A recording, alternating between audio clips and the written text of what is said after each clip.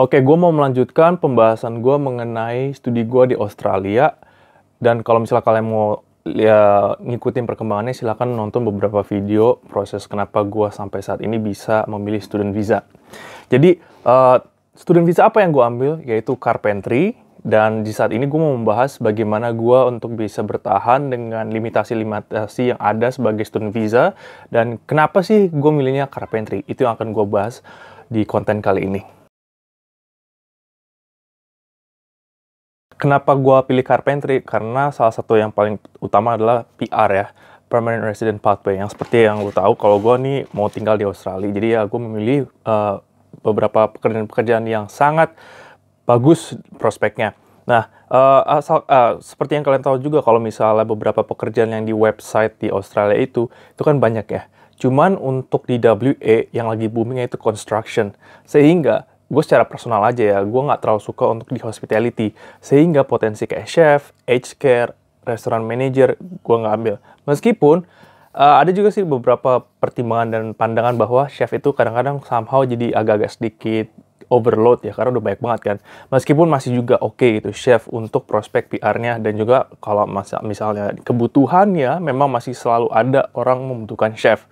Cuman it's just my personal preference kenapa gue pilih yang bukan hospitality. Nah, untuk bagian pekerjaan yang outfield, kenapa sih harus carpentry? Kenapa tukang kayu? Kenapa nggak tukang las? Atau kenapa nggak tukang plumbing, tukang pipa, ataupun montir, mechanical fitter? Ini banyak banget aneka outfield-nya. Cuman menurut gue karena intinya kan outfield dulu lah gitu lah. Karena bagi gue tuh kayak skill investing banget gitu. Kayak tools, bagaimana kita bisa untuk menggunakan tools itu hampir keseluruhan construction itu mirip-mirip ya. Cuman spesifikasinya aja. Nah, kalau untuk carpentry, I don't know why, karena kayak mungkin beberapa tahun terakhir kayak gue ngeliat arsitek bangunan tuh kayak menarik aja gitu kan. Kayak ketika misalnya gue masuk ke gereja ataupun bangunan yang bagus banget gitu loh, kayak keren banget gitu loh kan. Jadi kayak menarik juga kalau arsitek gitu kan. Dan di sini konsep carpentry-nya itu builder ya teman-teman. Jadi carpentry itu nggak cuma sekedar buat meja, kayu, lemari. Cuma mereka juga ngurusin atap rumah, kemudian ngurusin buildernya rumah-rumahan. Ada domestic construction, ada juga nanti ke mining juga bisa. Cuma lebih ke arah spesifik formwork ya, mungkin misalnya kayak pilar-pilar, konkrit, itu lebih ke arah sana kalau nanti prospek dari carpentry kalau mau ke FIFO.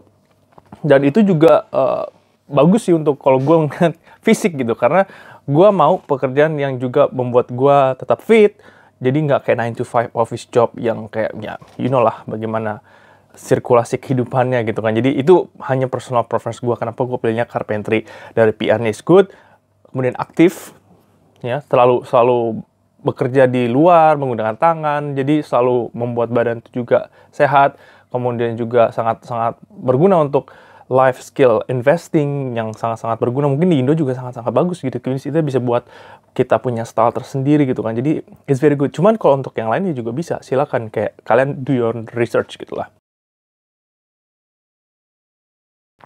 Dan bagaimana sekarang untuk bertahan hidup dan bekerja, gimana antisipasinya dengan limitasi yang 24 jam seminggu kan, yang kalian tahu ini nggak segampang lagi kayak WHV. Jadi ada sedikit trik yang mungkin kalian juga tahu ya, mengenai ABN dan TFN. Ini dua hal yang mungkin kalian bisa harus pinter-pinter mengolahnya, karena kalian udah tahu TFN itu kayak, semua orang ada TFN. Cuman TFN itu akan langsung dipotong kan dari gaji kita kan, cas gitu kan. Nah, kalau ABN itu adalah berbeda, dia Australian Business Number. Jadi dia itu kayak hampir sama kayak ABR, kayak Australian Business Register, cuman dia lebih ke arah praktisinya aja, kayak business owner gitu. Contoh gampangnya Uber taksi atau Uber Eats. Kenapa orang-orang India, Pakistan, Bangladesh, semua orang-orang mereka ini yang student itu mahal banget men, yang kayak master inilah, PhD lah, atau apa yang mahal banget. Terus mereka kerjanya kayak gimana? Ya either cash hand ataupun AIBN. Jadi banyak banget kan ya image-nya Uber taksi, ya pasti orang-orang mereka. Cuman ya mereka dapat duit bro. Banyak banget yang sering-sering gue ngobrol gitu kan, mereka kayak, lu dapat berapa sih seminggu gini-gini. Bagus sih ya prospeknya kalau Uber driver ya. Ya lumayan lah kalau misalnya rent mobilnya, kemudian dihitung bensinnya, surplusnya gini. Kalau kerja 8 jam setiap hari itu gimana? Ya it's okay, it's very good gitu loh. Dan mereka bisa nabung, bisa saving, dan itu realita gitu. Jadi kalau misalkan nanya, gimana nih kalau kita kerja limitasi nggak bisa lebih dari 24 jam, ABN. Selalu di otak tuh pikir ABN. Dan kalau misal konteksnya untuk carpentry, kayak misal orang-orang kayak trade ini, kita karena kerjanya trade ya, itu lebih fleksibel lagi. Karena kita kan kerja by project lah atau apalah, jadi kita ada invoice, kemudian kita ada tools yang apa yang bisa claim semuanya, dan itu sangat-sangat oke sebenarnya kalau kalian bisa tahu secara prinsipal itu banyak loophole-nya. Jadi pikiran kalian kalau misalnya student ABN gitu loh, itu udah pasti banget. Meskipun kalau kalian masih mau kerja TFN, it's okay juga. Jadi memaksimalkan yang 24 jam itu by text lah gitu kan. Dan juga misalnya yang lainnya cash hand gitu loh, ataupun yang ABN job, yang Uber taksi gitu, atau Uber Eats. But it's up to you again. Nah, yang kedua, itu kan tentang ABN dan TFN. Yang kedua adalah, ini sangat-sangat fluktuatif dan sangat-sangat case by case. Kenapa? Karena tiap perkuliahan itu berbeda satu sama lain.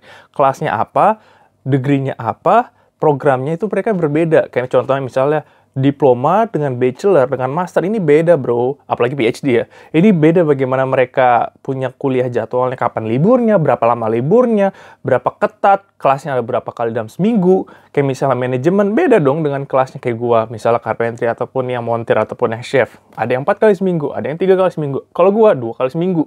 Jadi, lagi-lagi, secara prinsipal, kalau kalian bingung gimana caranya, prinsipalnya adalah kalian harus tahu curi-curi waktu, menggunakan ABN, dan juga secanggih dan secekatan bagaimana kalian mengambil kesempatan yang ada dengan fokusnya gitu kan. Karena lagi-lagi tiap kuliah tuh assessment-nya beda, assignment-nya beda.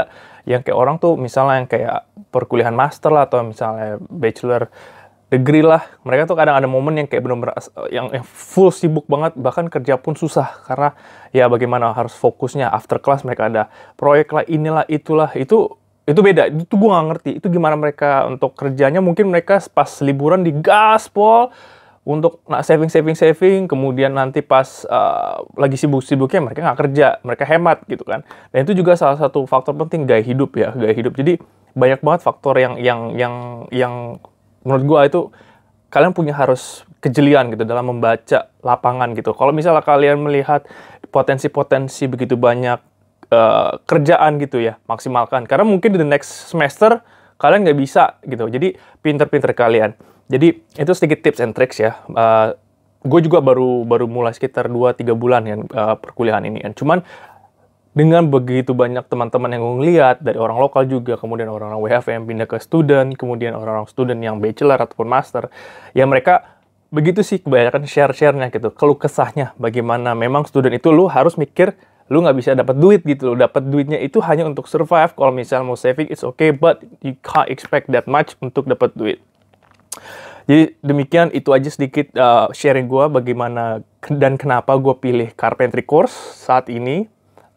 Carpentry course gue ini demikian yang bisa mungkin kalian lihat, search sendiri plus minusnya, kemudian bagaimana tips and tricks bagaimana bertahan dan mengantisipasi dengan limitasi pekerjaan yang hanya diperbolehkan 24 jam dalam seminggu ketika menjadi student visa. Perhatikan dan semoga kalian bisa mengantisipasi, dan apapun pertanyaan selanjutnya silahkan langsung seperti biasa di DM ataupun di komentar. Oke teman-teman, thank you for watching this video, and as usual, stay safe. Bye-bye.